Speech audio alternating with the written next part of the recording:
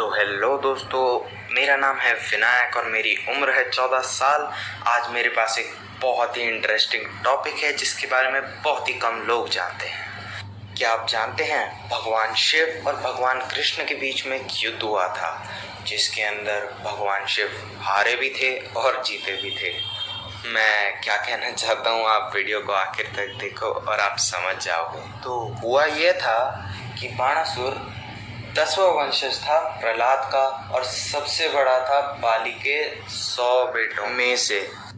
बचपन से ही बाणासुर भगवान शिव को बहुत पसंद करता था, तो वह जब बड़ा हुआ तो उसने कड़ी प्रतिज्ञा की भगवान शिव को प्रसन्न करने की। भगवान शिव प्रसन्न होकर बाणासुर के सामने प्रकट हुए और उसे यह वरदान दिया कि उसके 1000 हाथ हों जो कि उसे बहुत ही शक्तिशाली बना देते हैं।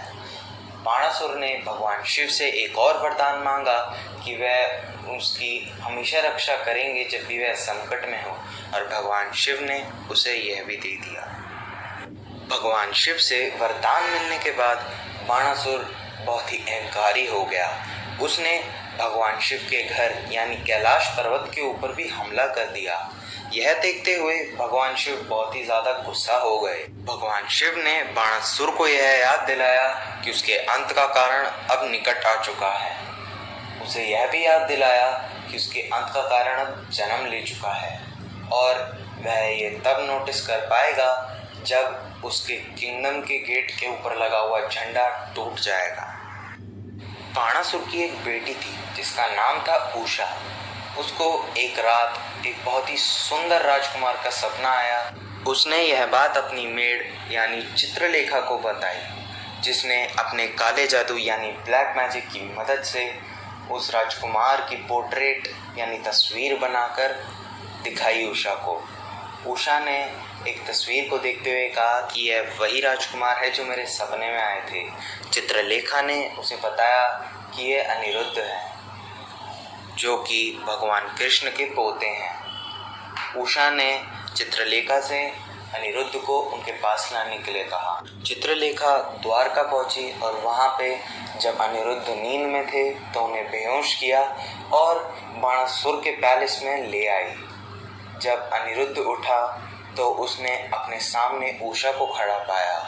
तब उषा ने उसे समझाया अपने सपने के बारे में और उन्हें यह भी बताया कि उनको उनसे प्यार हो गया है। उषा की सुंदरता को देख अनिरुद्ध को भी उनसे प्यार हो गया और वह दोनों उसी के कमरे में बहुत दिनों तक रहे। जब अनिरुद्ध उषा के साथ रह रहा था तब बाणासुर के साम्राज्य के दरवाजे के ऊपर जो झंडा लगा हुआ था वह टूट के गिर गया। बाणासुर ने यह चीज देखी और उसे शक हुआ कि कोई बाहर का उसके महल के अंदर घुस आया है। तब बाणासुर ने अनिरुद्ध को देखा और अनिरुद्ध को बंदी बना लिया। जब भगवान कृष्ण को यह बात पता चली कि बाणासुर ने अनिरुद्ध को बंदी बना रखा है तब वह बलराम और थोड़ी सेना के साथ बाणासुर के ऊपर हमला करने चल दिए। बलराम ने अपनी शक्ति से बाणासुर की सेना को अकेले ही हरा दिया और बाणासुर भगवान कृष्ण से लड़ने आया, लेकिन वह भगवान कृष्ण के सामने थोड़ी भी देर ना टिक पाया। तब बाणासुर ने भगवान शिव से प्रार्थना की। तब भगवान शिव को उसकी मदद करने के लिए नीचे आना पड़ता है, क्योंकि उन्होंने बाणासुर को वरदान दिया था कि वह उसकी हर संकट में मदद करेंगे। तब भगवान शिव और भगवान कृष्ण के बीच में एक युद्ध हुआ। जब भगवान कृष्ण को यह आभास हुआ कि जब तक भगवान शिव बाणासुर की रक्षा कर रहे थे तब तक वह बाणासुर को नहीं मार पाएंगे, तब उन्होंने भगवान शिव से प्रार्थना की। तब भगवान शिव ने उन्हें एक उपाय बताया।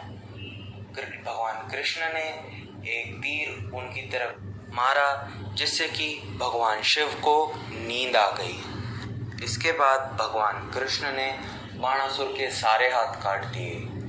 आखिर में जब वह सुदर्शन चक्र को बाणासुर के सर की तरफ फेंकते हैं तब शिव जी उठ जाते हैं और वह सुदर्शन चक्र को रोक लेते हैं। तब शिव जी कृष्ण जी से बोलते हैं कि तुम बाणासुर को माफ कर दो क्योंकि वह मेरा सबसे बड़ा भक्त है। इस सब के बाद बाणासुर को भी अपनी गलती का एहसास होता है और वो भी भगवान कृष्ण से क्षमा मांगता है।